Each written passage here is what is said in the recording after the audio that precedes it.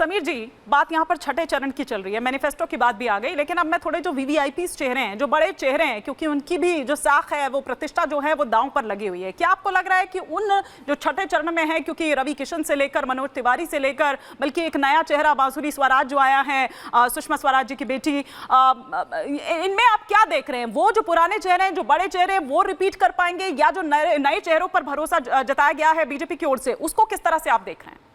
देखिए हिमानी जी, भारतीय जनता पार्टी के संगठन की खूबसूरती है कि अगर 5 साल अगर कोई विधायक सांसद काम करता है और उसके बाद पार्टी को लगता है कि उसको संगठन में इस्तेमाल करना है और किसी नए चेहरे को लेकर आना है, चंद्रमोहन जी तो भारतीय जनता पार्टी के अंदर कोई विरोध नहीं होता। इनके देखिए, इनके तो गठबंधन होते हैं, इनके अध्यक्ष है लवली पार्टी छोड़कर चले जाते हैं, उनके विधायक पार्टी छोड़ के चले जाते हैं। और जिस भारतीय जनता पार्टी का 57% का दिल्ली में वोट बैंक है, और आप इनका गठबंधन देखिए, अरविंद केजरीवाल वोट करने जाएंगे तो वह कांग्रेस को वोट करना पड़ेगा, और वही राहुल गांधी वोट करने जाएंगे तो उन्हें झाड़ू पर वोट करने पाएगा, जो एक दूसरे को भ्रष्टाचार। लेकिन मंच साझा नहीं करेंगे, स्वाति मालीवाल मामले में मंच साझा नहीं करेंगे, बिल्कुल। और अखिलेश यादव जी तो, और आप हंस रहे थे साहब, परसों यहाँ पर गले में हाथ डाल के घूमेंगे, और जब पंजाब जाएंगे तो अरविंद केजरीवाल कहेंगे कि ये कांग्रेसी भ्रष्टाचारी, इनको वोट मत दो। राहुल गांधी कहेंगे आम आदमी पार्टी भ्रष्टाचारी, इनको वोट दो। और दिल्ली में कहते हैं कि दोनों मिलकर एक दूसरे को वोट दो। 15 सेकंड जानती है समय वोटों के लिए किस अरे रुकिए तारिक साहब, में भी इकट्ठे आ जाए, सब कुछ आप ही तय कर लेंगे। जीतने जा रही है।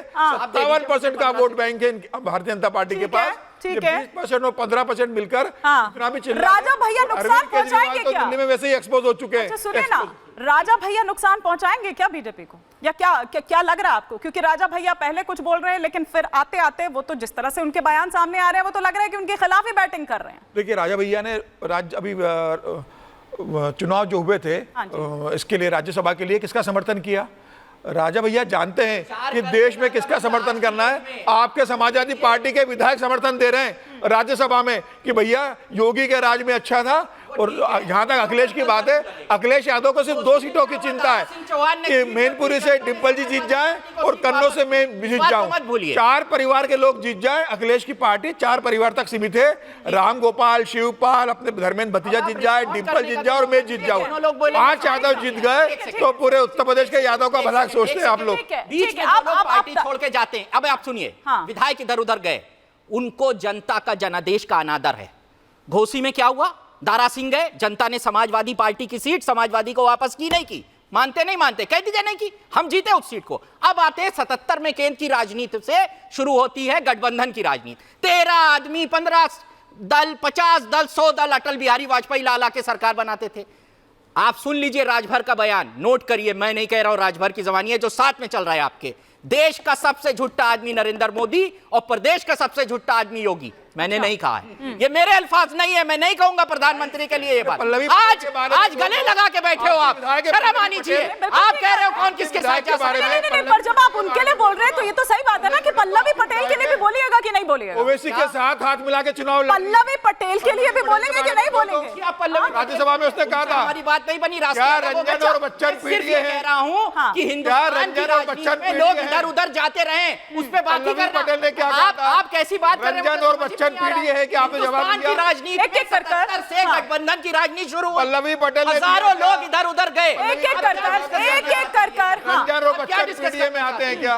ये नॉन जवाब दो ना। डिस्कशन है। मैं बता रहा हूं, जब आप 15 नाम आपके बताऊंगा, आप 10 नाम मेरे बताएंगे, क्या मतलब है उसका? पल्लवी पटेल ने क्या कहा? आप 10 नाम, आप 5 नाम मुझे बताएंगे, मैं 10 आपकी तरफ मारूंगा। पल्लवी तो आपकी विधायक है, कोई मतलब नहीं है। पल्लवी पटेल का जवाब दो। कोई मतलब नहीं है। 77 से केंद्र में राजनीति गठबंधन की शुरू हुई, हजारों लोग इधर उधर गए। आप मेरी तरफ 10 देंगे, मैं वापस आपको 15 दूंगा।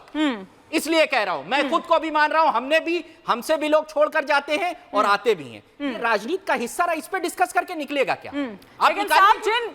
सुनिए ना तारिक साहब, आप 5 नाम लीजिएगा, मैं भी 10 दूंगा तुरंत। हाँ ठीक है। एक बार सरदार आरपी सिंह जी का एक रिएक्शन आ जाए, फिर संजीव जी आ रही। सरदार आरपी सिंह जी,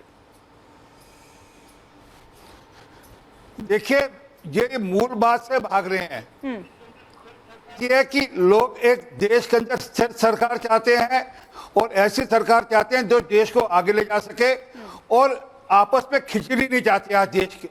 वो खिचड़ी वाला एक्सपेरिमेंट हुआ था, ठीक हुआ गलत हुआ उसको जांचेगा, परंतु आज लोग स्थिर सरकार चाहते हैं और स्थिर एक बढ़िया नेता चाहते हैं, और मोदी जी उसमें है, उस बढ़िया नेताओं में से एक नेता है। और एक स्थिर सरकार उन्होंने साबित कर दी, 10 साल में देखकर स्थिर सरकार साबित कर दी। 11वें नंबर की इकॉनमी को 5वें नंबर पर ला दिया, और 5वें से तीसरे पे ले जाने की ख्वाहिश कर रहे हैं, और तीसरे नंबर इकॉनमी ले जाएंगे। तो इसलिए आज लोग वापस से खिचड़ी नहीं चाहते।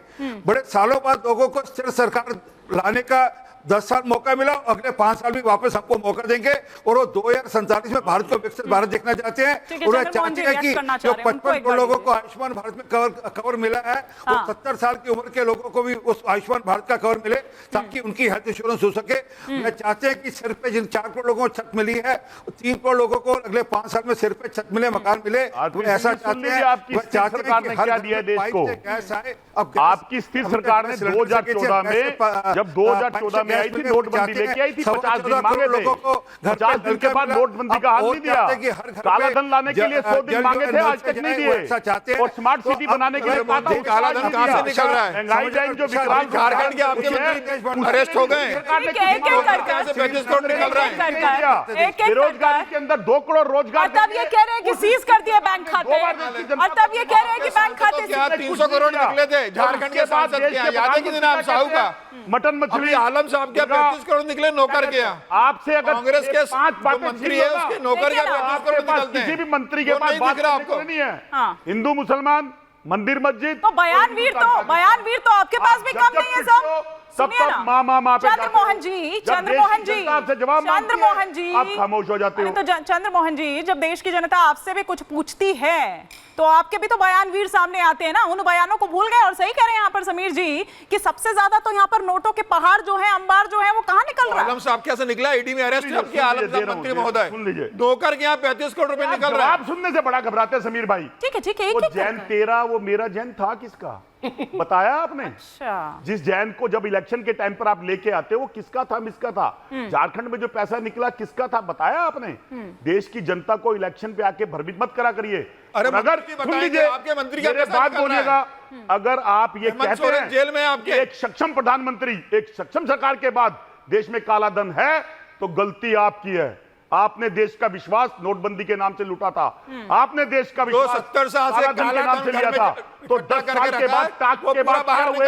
चुल्लू भर पानी रह गया आपके पास। वोट मांग रहे हो हिंदू मुसलमान, मंदिर मस्जिद, 5 साल रुको, अभी अगले 5 साल बेरोजगारी महंगाई थी, आप पीयू के चले जाते हो। हम कहते हैं बेरोजगारी की बात करते हो, आप कहते हो हिंदू मुसलमान। हम महिला की बात कहते हो, आप कहते हो भारतीय जनता पार्टी की महिला, कांग्रेस की महिला। महिलाओं की बात भी तो सिलेक्टिवली होती है ना। देश की है, वो बेटी है, वो बहू है। चंद्रमोहन जी, हाँ, लेकिन वो भी तो सिलेक्टिव ही होती है ना, वो भी तो सिलेक्टिवली होती है ना। सिलेक्टिव अप्रोच आपकी नजर आती है वहां पर भी? नहीं, हमारी कोई ऐसी सिलेक्टिव अप्रोच नहीं रही। हमने देश की महिला के सम्मान के लिए कभी भी किसी बात का समझौता नहीं दिया। कांग्रेस पार्टी कभी भी अपनी एथिक्स से अलग नहीं गई। अच्छा भाई, आपने कहा कुछ चले गए लोग, जो चले गए वो दिए, बुझे हुए दिए आपके पास चिराग बन रहे हैं। हमारा रोशनी तब भी है, एक अकेला राहुल गांधी आप पे भारी है।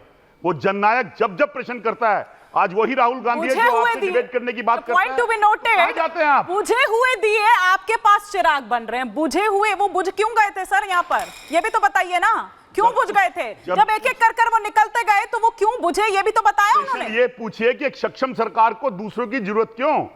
अगर मेरी थाली में भरा हुआ खाना है तो मुझे दूसरे से मांगने की जरूरत क्यों?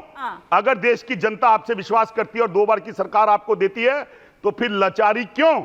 फिर आपके किए हुए वादे आप देश की जनता के प्रति पूरा क्यों नहीं करते? आप भ्रष्टाचारियों को अपने साथ क्यों जोड़ देते हो? आप अनैतिक संबंध रखने वालों को अपने साथ क्यों जोड़ देते हो? आप चाइना के जो रिपोर्ट्स के ऊपर क्यों चुप बैठ जाते हो? राहुल गांधी प्रवासी पक्षी है।